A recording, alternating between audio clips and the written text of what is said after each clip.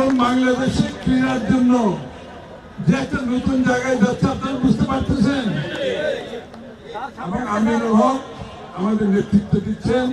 এখানে ববি হাজ্জাজ আমার সাথে দীর্ঘ আন্দোলনে সক্রিয়ভাবে রাস্তায় এবং তার বক্তব্যে সে অবদান রেখেছে।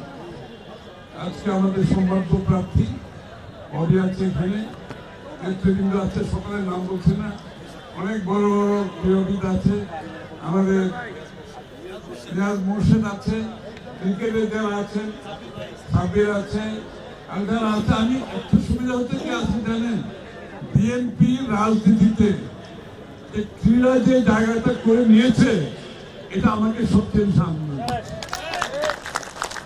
যে রাজনীতির সাথে ক্রীড়ার যে সম্পর্ক, এটা শুধু ক্রীড়া জগতে ক্রীড়া প্রেমিক ক্রীড়াবিদ নয়, এটার সাথে বাংলাদেশের অর্থনীতি জড়িত। আমাদের ক্রীড়া অর্থনীতি কিন্তু বাংলাদেশে হয়নি কোনো, এটা অনেক বড় অর্থনীতি। এই অর্থনীতিতে বাংলাদেশের প্রত্যন্ত অঞ্চলে স্পোর্টস কমপ্লেক্স করা হবে, সেখানে লোকজন কাজ করবে, সেখানে স্পোর্টসের সাথে যারা জড়িত তাদের জন্য একটি সম্মানজনক অবস্থান সৃষ্টি হবে। স্পোর্টসের সাথে যারা জড়িত, যারা স্পোর্টস প্রেমিক, তাদের জন্য বিরাট একটা স্পেস ক্রিয়েট করা হবে। এটা বাংলাদেশের স্পোর্টস জগতে কোনো সময় হয়নি, বাংলাদেশের অর্থনীতিতে কোনো সময় হয়নি। এটা আগামী নতুন বাংলাদেশে ইনশাআল্লাহ তারেক রহমানের নেতৃত্বে আমরা এটা প্রতিষ্ঠিত করব। রোজকার সাধারণ খাবার এখন হবে অসাধারণ। প্রাণ স্বাদের মশলা, স্বাদ বাড়ায়, ঘ্রাণ ছড়ায়।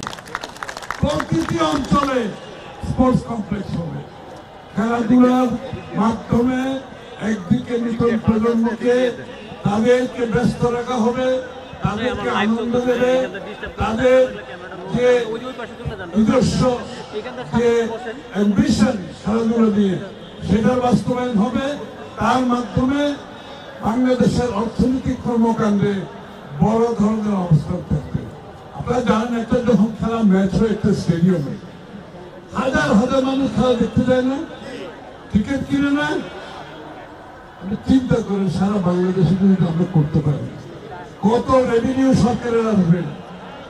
আমরা তো খালি মনে করি ওই মিসাইল খানের মাধ্যমে অর্থনীতি না, স্পোর্টস অনেক বড় অর্থনীতি। কিন্তু অনেক দেশের অর্থনীতিতে স্পোর্টস, যেমন অস্ট্রেলিয়াতে ওদের অর্থনীতিতে তাদের ক্রীড়া খেলাধুলা অনেক বড় অবদান আছে, বড় কন্ট্রিবিউশন।